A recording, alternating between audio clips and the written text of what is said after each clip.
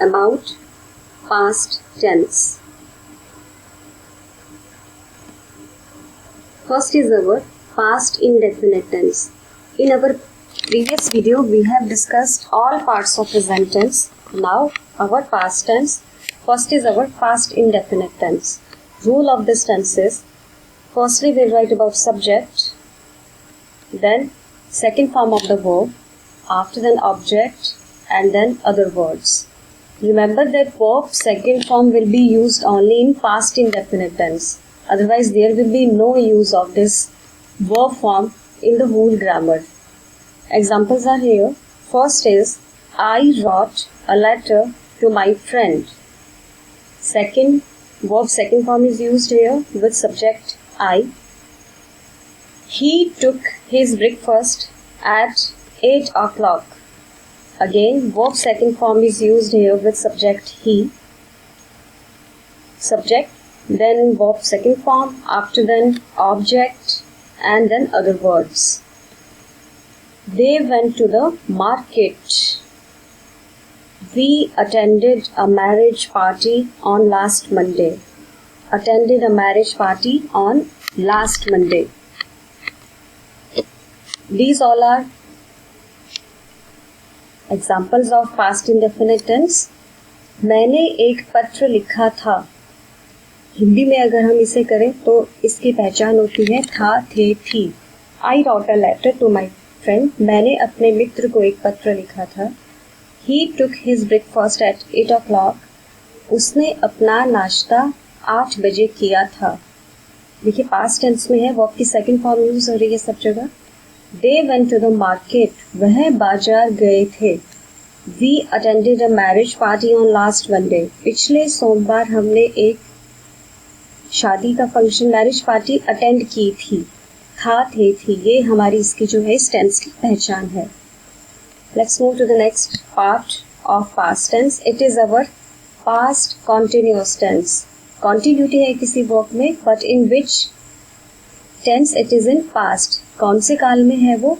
हमारे भूतकाल में. भूतकाल बोलते हैं past tense को. तो वो भूतकाल में जो continuity है किसी भी काम की, वो हम past continuous में डिस्कस करेंगे. Let's see about its rule. Subject plus was or were according to the subject. If there will be singular subject, then we'll use subject was. Singular subject के साथ हम was यूज करेंगे और plural subject के साथ हम were use करेंगे. Continuous के लिए हमारा और क्या रूल होता है? Continuity के लिए ing लगाया जाता है verb की first form के साथ. Present participle it is called. After then object and then other words. Let's discuss examples. He was playing football. वह फुटबॉल खेल रहा था. कॉन्टिन्यूस था, लेकिन कौन सा टेंस है ये? पास्ट, भूतकाल में. वह फुटबॉल खेल रहा था. I was studying my book. मैं अपनी किताब पढ़ रहा था. Birds were flying. पक्षी उड़ रहे थे.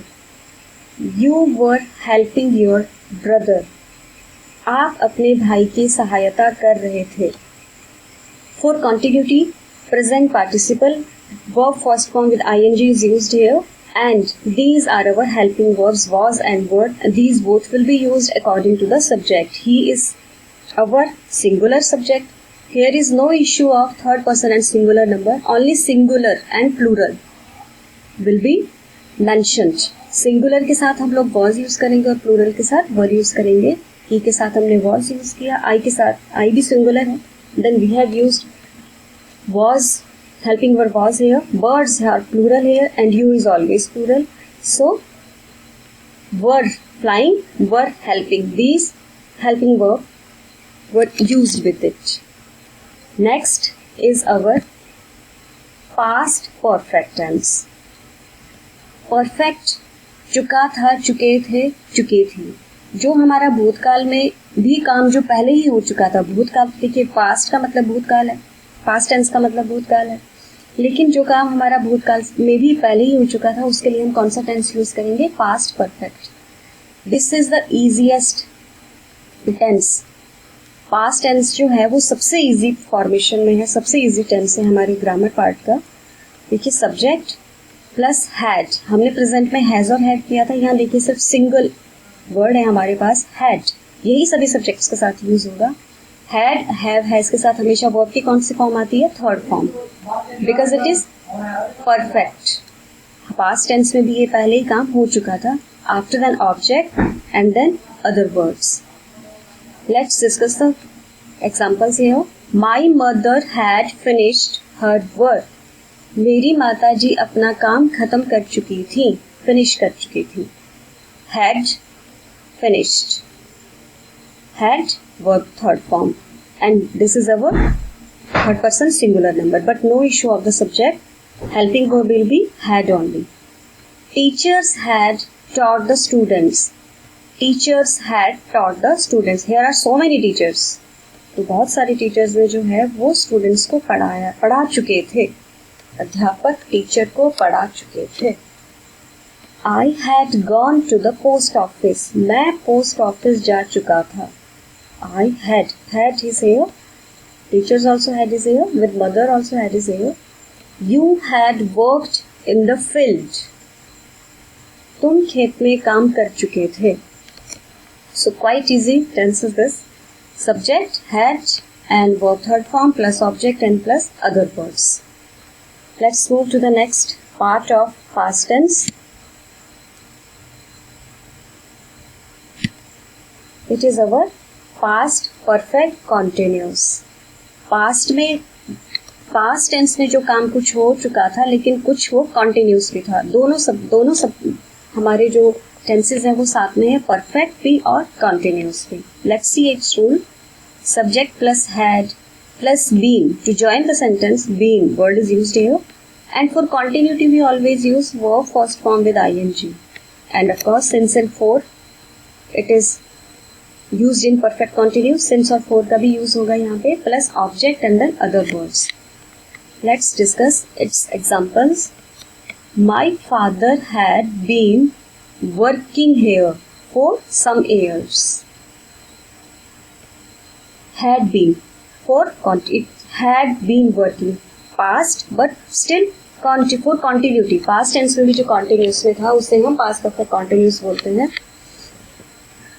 मेरे पिताजी यहाँ कुछ सालों से काम कर रहे थे। For is use for some years. देखिए फोर कहाँ यूज हुआ हमारा? पीरियड ऑफ टाइम के साथ, not with a point. Point नहीं मालूम हमें कि ये कौन से लास्ट ईयर्स है, कौन से सम ईयर्स है। स्टार्टिंग पॉइंट इसमें नहीं दिया है, बस ये राउंड फिगर में दिया है फोर सम ईयर्स। तो हम यहाँ पे फोर प्रेपोजिशन भी बोल सकते हैं, और ये हमारा जो वर्ड है सिंस और फोर जो हमारा परफेक्ट कंटिन्यूस में यूज होता है, इसे हमने यहाँ यूज किया है। My father had been working here for some years. Next is they had been studying since last 5 years. वह पिछले 5 साल से पढ़ाई कर रहे थे। देखिए पास्ट में भी कुछ काम हो चुका है और कुछ कॉन्टिन्यूस था। Okay, why since is used? Because it is last 5 years. We can count. हम देखिए पॉइंट हम कैसे यहाँ से फाइंड आउट करेंगे, क्योंकि ये लास्ट 5 ईयर्स है। अगर यहाँ सिर्फ 5 ईयर्स दिया होता तो हम यहाँ पे क्या यूज करते? 4-5 years, but it is word last is given here, so it is quite easy to find out the beginning time. Next is our we had been writing our notes for 2 days. हम 2 दिन से अपने notes लिख रहे थे।